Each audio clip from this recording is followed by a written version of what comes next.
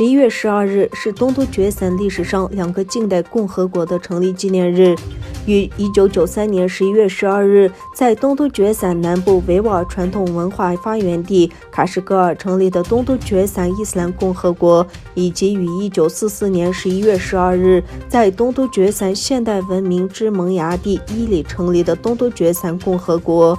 11月12日对于东突厥散的维吾尔人和其他突厥人民而言是非常重要的一天。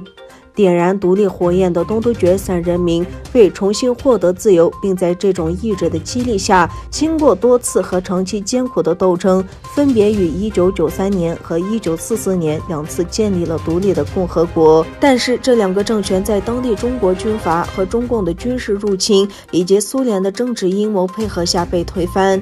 1949年，中国人民解放军入侵，并最终占领了东突厥散共和国，剥夺了东突厥散人民的命运。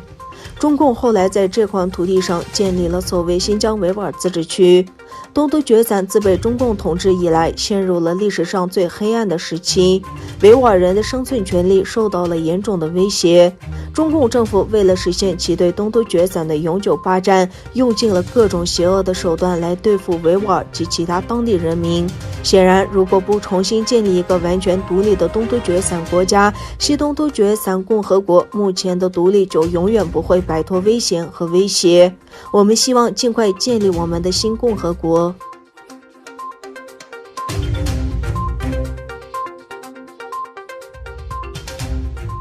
德国议会举行了关于世界宗教自由状况为题的会议。这次会议的目的是讨论2018-2019年全球发生的侵犯宗教自由的问题。会议由德国议会副议长克劳迪亚·罗斯女士主持。来自7个政党的国会议员就全球宗教自由的现状发表了讲话。值得注意的是，维吾尔人的问题在会议上屡次提出。基督教社会党和基督教民主党的议会议员马克苏·格鲁贝尔第一个提到维吾尔人的处境。他说，中国正在建立集中营来严重侵犯维吾尔穆斯林的宗教信仰。然后，自由民主党、社会民主党和绿党的议员在讲话中提到中国侵犯维吾尔人的宗教自由。同时，11月9日访问德国的一名美国国务院官员与世界维吾尔大会领导举行了在线对话。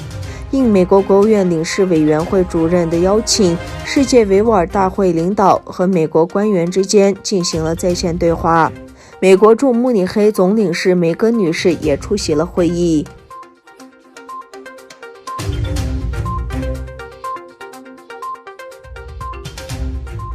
人权组织学者在危险中于11月10日宣布，维吾尔学者热依拉·达乌提博士获得2020年勇气思考奖。该组织在一份声明中说，世界著名的维吾尔研究学者热依拉·达乌提教授于2017年12月在中国失踪。热依拉·达乌提是新疆大学的教授，国际公认的维吾尔族民间文学艺术和传统专家。热依拉·达乌提博士以自己的工作和勇气而受到认可。他被中国当局关押在一个神秘地点。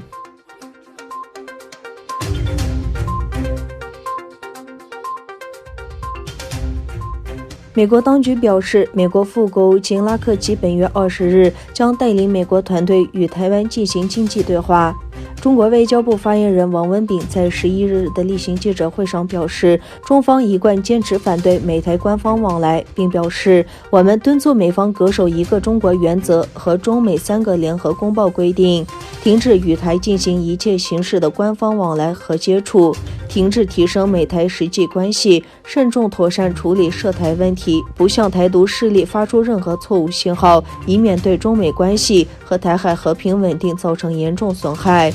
台湾总统蔡英文发推文称，我们期待在首次经济繁荣伙伴关系对话中扩大与美国的牢固经济联系，这是我们战略合作的又一里程碑，为更繁荣的世界建立更紧密的台美合作伙伴关系。